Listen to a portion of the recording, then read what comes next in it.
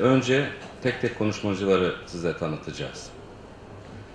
Good morning and welcome to today's panel season discussing health tourism. I would first like to thank the members of our panel for their valuable participation in today's conference. Before we start our panel, our discussion, please let me introduce all of the speakers on our panel.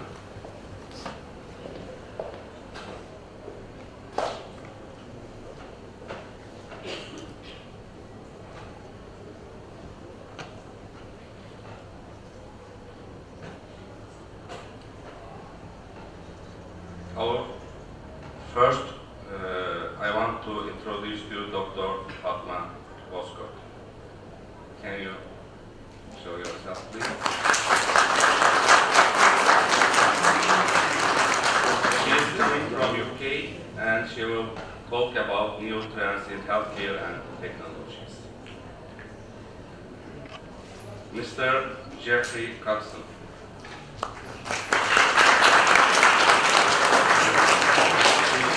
Coming from UK,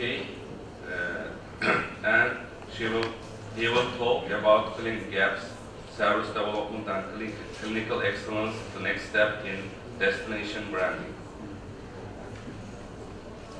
Mr. Murat Dayanıklı.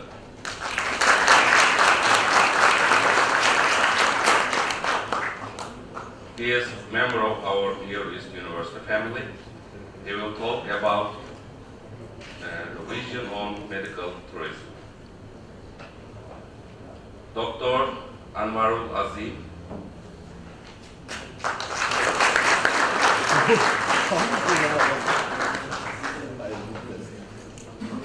Okay, he's coming from Moscow and he will talk about acupuncture treatment.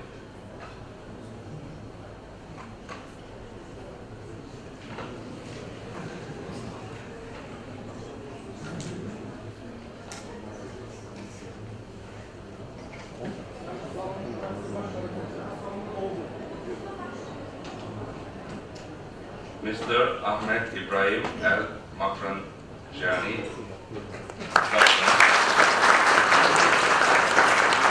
He's coming from Dhofar University, from Umman.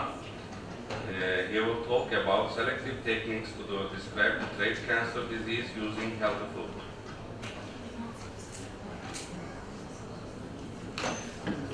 Okay. Can you help me here?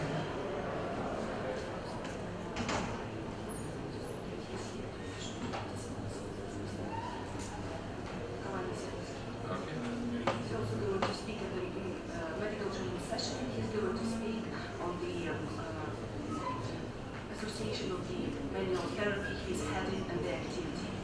So Mr. Joskovsky can show us how to do.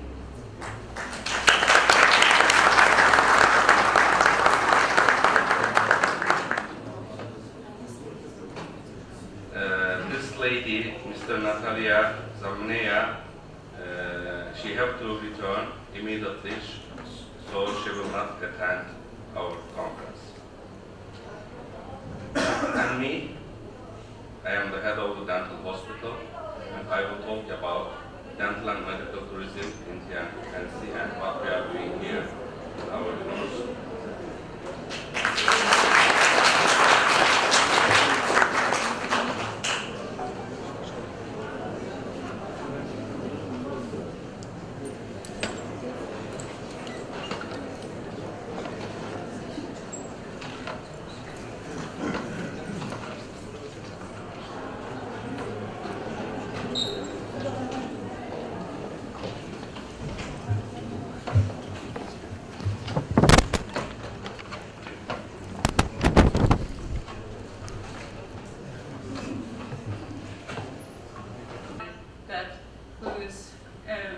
providing accreditation, who is checking. It's not just the hospitals, and it is the whole industry. It needs accreditation, but who is giving this accreditation? And we probably need to examine that as well. When something goes wrong, because as a professional in the UK, if you are a doctor or if you are a hospital, if something goes wrong, as an NHS patient, they have right to sue the NHS, and they have right to sue the doctor, and they can go to JMC, and you'll be dealing with, you know, the big body doctor, or any other health profession. Or if something goes wrong in the NHS, you have all the right, and they will deal with that. And if something goes wrong in this situation, which accreditation bodies they can turn up and make their complaint? This is quite important. So, what will be the result of this complaint? I'm just asking the question, I'm just curious, I'm not making any criticism or anything. Just those are the questions that we need to ask in order to safeguard the patient. So, we're talking about information sharing. So, when we're turning up for a treatment, and in NHS you get the whole history of the patient. So when patient turn up for, I don't know, any operation in a different country, most of the time they don't even consult their doctors or their GPs. They go in. They just, you know, they see the ad on the internet and they just turn up. And so we have no information. Probably most of the time we don't have any information about past history. So we probably need to check on that. Another issue around the safeguarding data, you know, data protection. In the UK we have Data Protection Act, and we can't even take one file from one hospital to the other without her permission, without putting all the measures around the safeguarding that, protecting that data. And so using internet is a good idea, but how safe and who's going to make sure about that safety? When something goes wrong, and whole NHS, you know, it can be under, you know, lots of scrutiny, and it can be costly. And I think within the last couple of years that there was only a couple of cases it happened when the data lost, and each time NHS had to pay big fine for that. So if this happens in this situation, who will be responsible for data protection? So those are the questions in my mind as a clinician. Another thing is my concern around medical tourism is, say, when the patient turn up on NHS, we screen hospital in medical tourism. First of all, you have to have state-of-the-art facilities with high-tech equipment.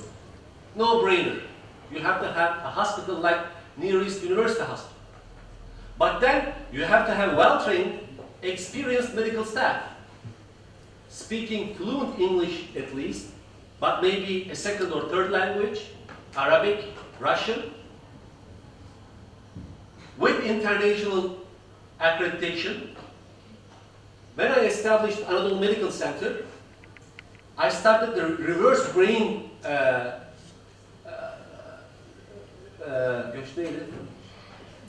Transportation. Immigration. Drain. Reverse brain drain. All right. It's critical. 30% of my physicians were US trained, US board certified physicians.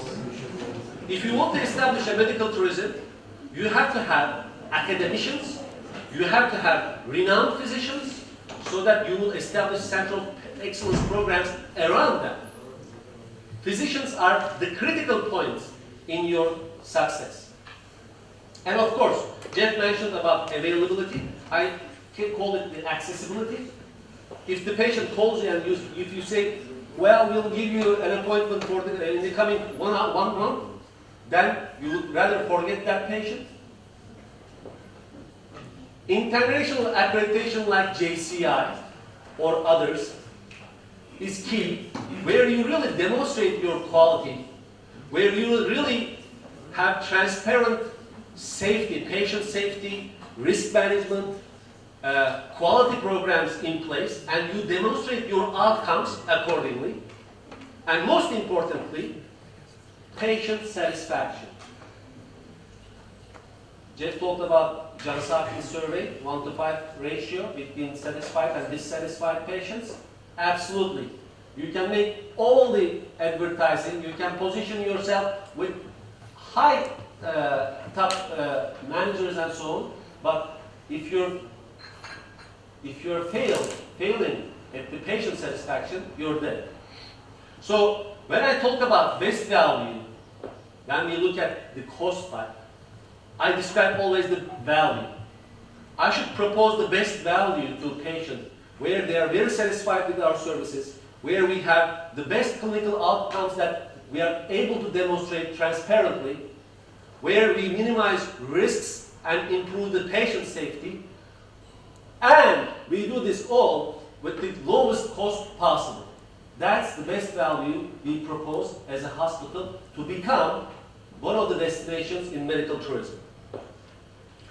And of course, I've already discussed the multilinguality. It's a critical factor in our region because we are mainly targeting CIS and MENA countries, Middle East, North Africa, and Commonwealth of Independent Space countries. So therefore, we should have multilingual representatives addressing the needs and expectations of patients coming from these regions. Well, Turkey is the number 8. Why? And how? We meet almost all of those macro criteria as the country, and we receive patients from the geographic proximity mainly, and from our ties. What does this mean? Well, if you look at the top 10 countries sending us patients, you will see Iraq and Libya as the first two, and then Azerbaijan. Bu hep böyle olur. Kahve molası verince yeniden toplamakta zorlanırsınız insanları. It always happens like this. When you give a tea break, it will be very hard to collect the people again. But we will continue our speeches at the right time because we have to finish our speeches at the right time. So, ladies and gentlemen, I would like to invite Mr. Mikola Nasikowski.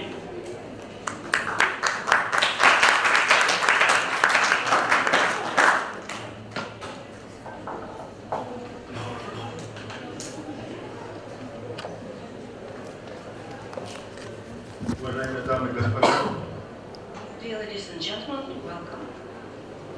Коллеги, хочу вас приветствовать от имени украинских ветеранов терапевтов, пожелать вам плодотворной работы, плодотворной учебы в этом университете. Allow me to welcome you to this conference on behalf of the Association of Medical Therapists of Ukraine and wish you a very successful event. Меня зовут Николай Насиковский, я президент Украинской ассоциации ветеранной терапии. My name is Nikolai Naskovsky and I'm the president of the Association of Medical Therapists of Ukraine. Прошу вашего внимания, потому что материала очень много, а времени очень мало. So I ask you to be very attentive because we are very pressed for time and there is a lot of information I have to share with you. Суть нашего метода старославянского массажа внутренних органов, это работа с внутренними органами через переднюю стенку живота. The essence of this method that Mr. Naskovsky offers is to press down the viscera with hands through the front abdominal wall to remove stagnant processes of the body of the person. Принцип этого действия, оно очень простой, потому что эта методика, она имеет древние корни. Наши предки работали этой методикой, не имели, конечно, высшее образование медицинское, как сейчас у вас всех здесь не будет. Oslavonic massage that the Mr. Tsikolsky offers is one of the most ancient alternative treatment methods, and it was used by our ancestors because they had no higher education in medicine that all of you have now. Принцип действия он очень прост. Мы находим в животе через переднюю стенку живота, находим ослабленный орган. Орган, который плохо работает. Может быть, ну, допустим, мы возьмем печень. So as already been mentioned, the essence of this method is really simple, is to press down the viscera,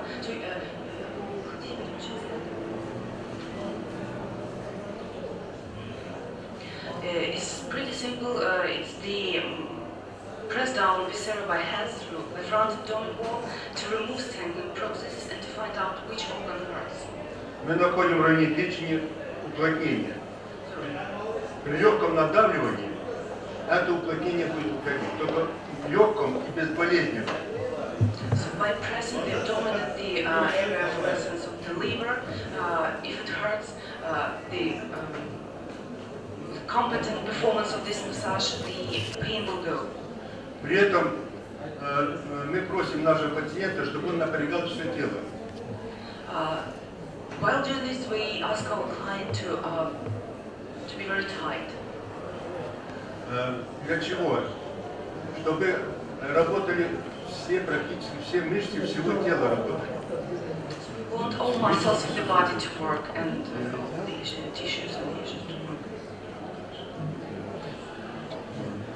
Значит, в основу заболевания человека мы считаем, что проблема, если человек имеет... After second follow-up, from 40 to 50%, 10% developed even after treatment.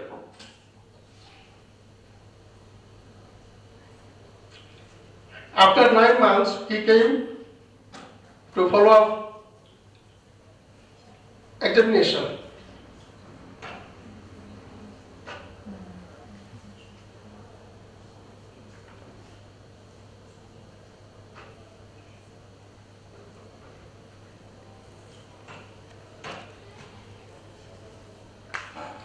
This is visual field. You see, the left one,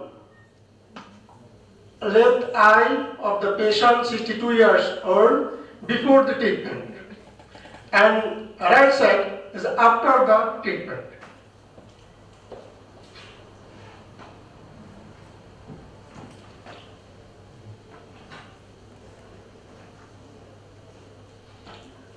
Bioresonance therapy is conducted. Bioresonance therapy is fixed frequency. I used for the bioresonance, the device is a mini expert DT in the school of Dostoevsky, Moscow.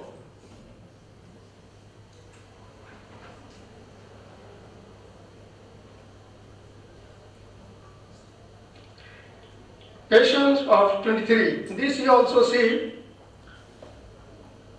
007, right eye, left eye, also almost blind. Hydrocephalia, and after complication of glaucoma, of partial arterial optic neuropathy. After the treatment, developed 20%, and correction, after correction 30%. And after the second course, 70% right eye, visual ability developed left eye 30%. Now this girl also is working with me in Moscow.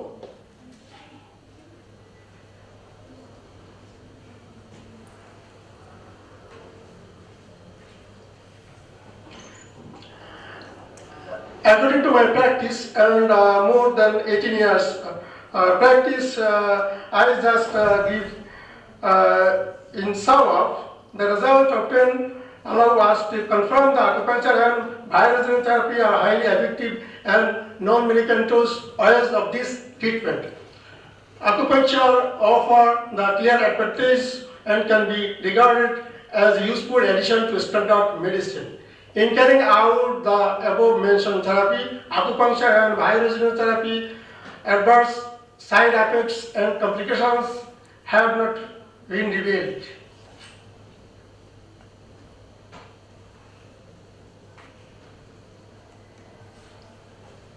Thank you for your attention.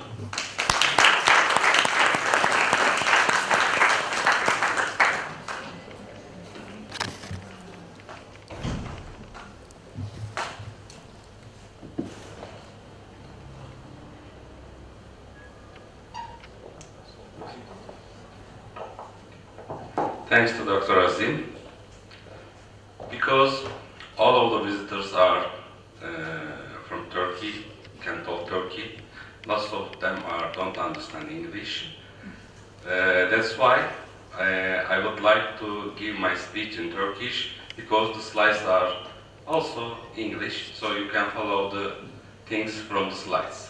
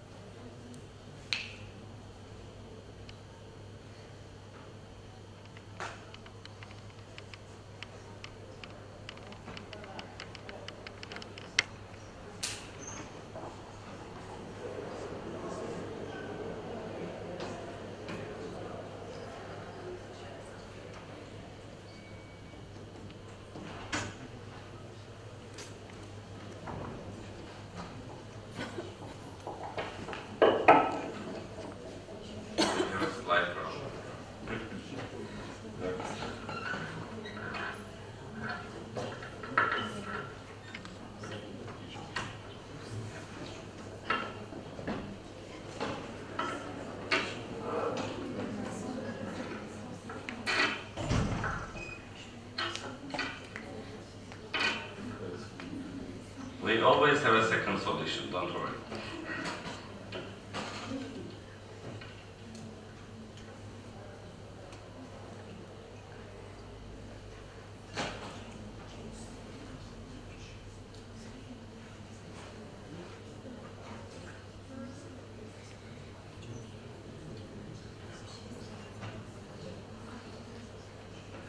Can everyone hear me?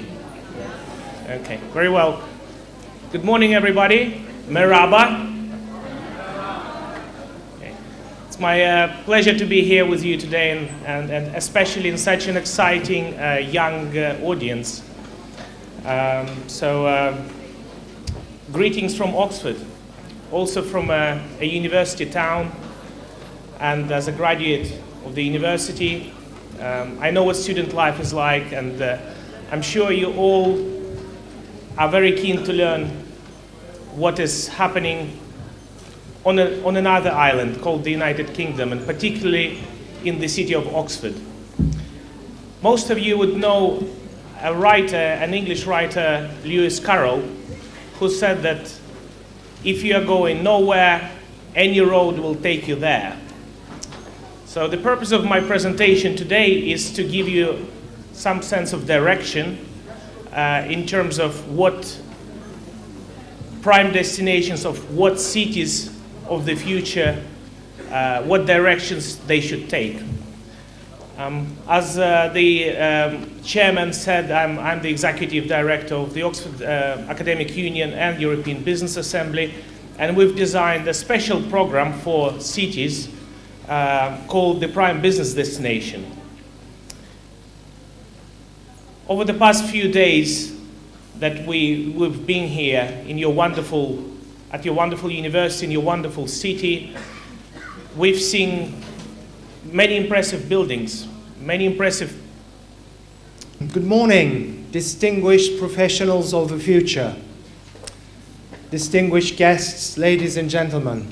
It is indeed an honor for me to see you all here today and to take part at this very important event organized by the Near East University. Northern Cyprus is a rapidly transforming part of the island of Cyprus and certainly emerging to become an attractive investment destination in the Eastern Mediterranean.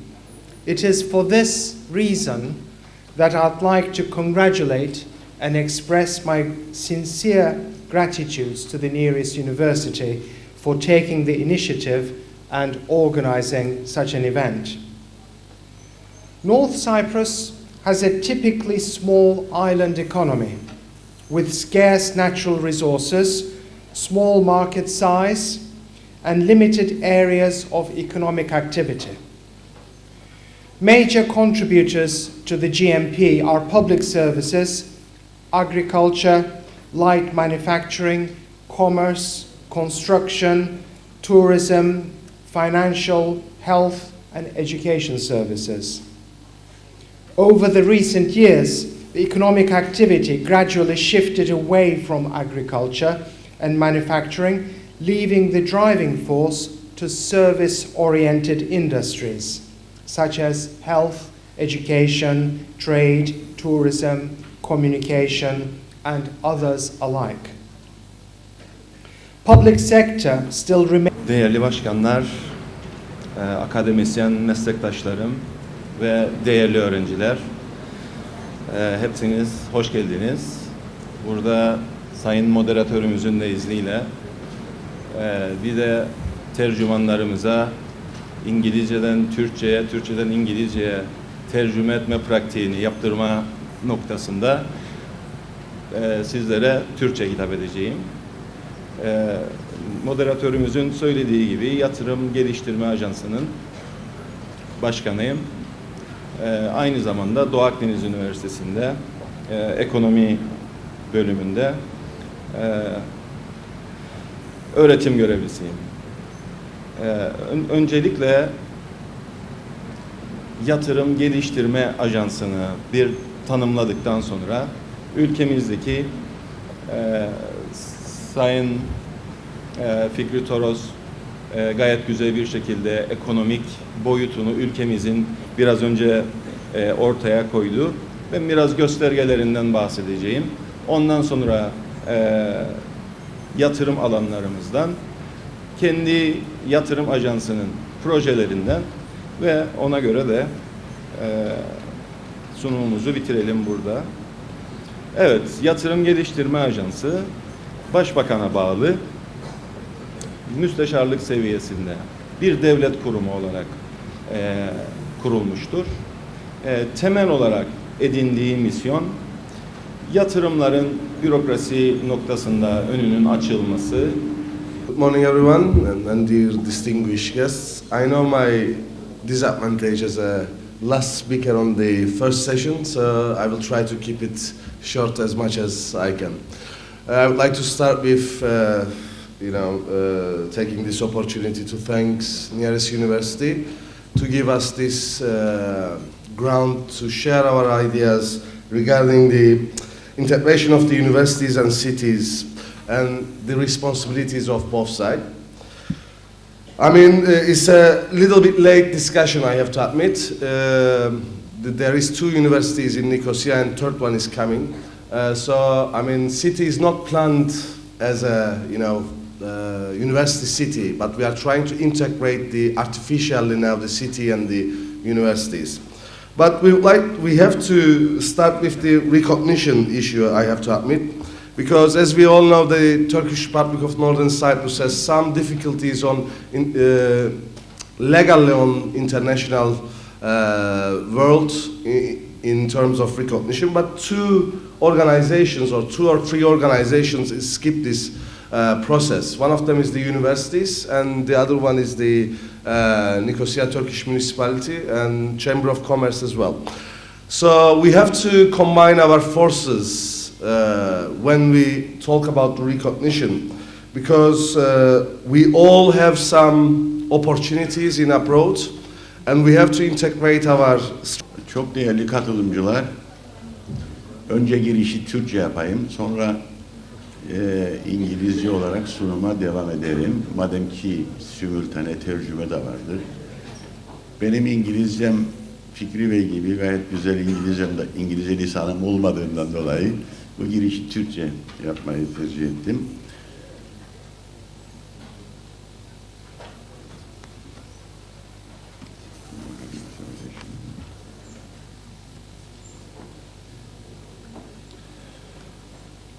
Dear distinguished guests, before I start my presentation, I would like to thank Near East University for hosting such an important conference and for giving Cyprus Turkish Chamber of Industry an opportunity to be here. I believe This kind of events are crucial for North Cyprus.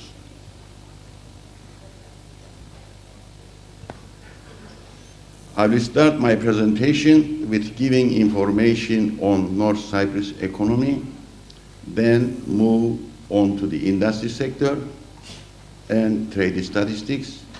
I will finish my presentation with one of the most important issues in Cyprus, Hellim, or in Greek, Halloumi. Yes, welcome dear guests. First of all, I would like to thank you all for your participation. And also I would like to thank Ydu Üniversitesi. And yes, if I will have a little mistake in my speech, sorry about that, but I have a butterfly in my stomach because when I came here, I was back to my past and I was a student here 12 years ago, and now I'm going to start to explain my topics to you. I would like to say a few words about myself. Firstly, I'm the president of North Cyprus Young Businessmen Association. It was founded in 1989. The mission of Young Businessmen Association is to gather young business people under one roof in Mesden the correct way, helping each other for. Öncelikle hepinize Girne'nin bahar sıcaklığını ve sevgisini getirdim. Sizi bu anlayışla bugün selamlıyorum ve herkese hoş geldiniz diyorum.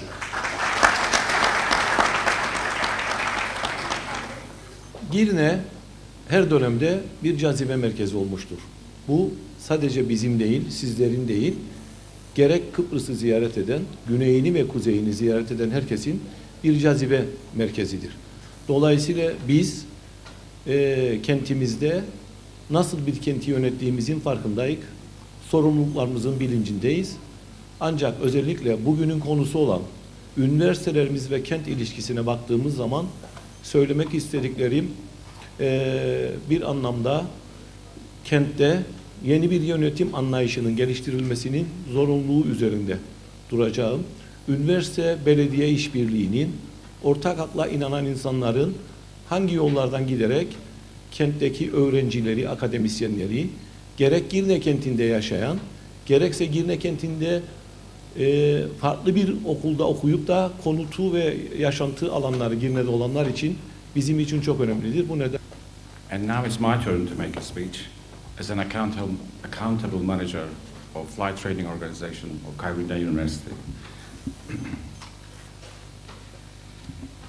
Dear guests, I will keep my speech short since the speakers before me have given such a powerful speeches about why North Cyprus is the island of investment and education for generations to come.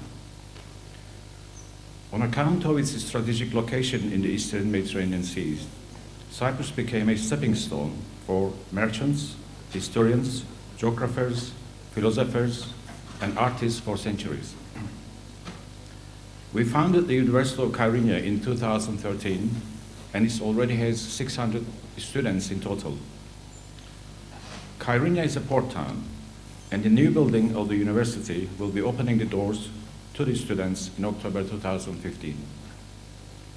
Right now, we have two faculties, the Faculty of Maritime Studies and the Faculty of Aviation and Science Studies. The Faculty of Maritime Studies of the Kyrenia University is collaborating within a framework of regulations with the World Maritime Organization and the Undersecretary of Maritime Affairs of Republic of Turkey. Since these have a great importance for the life on the island, the University of Kyrenia is dedicated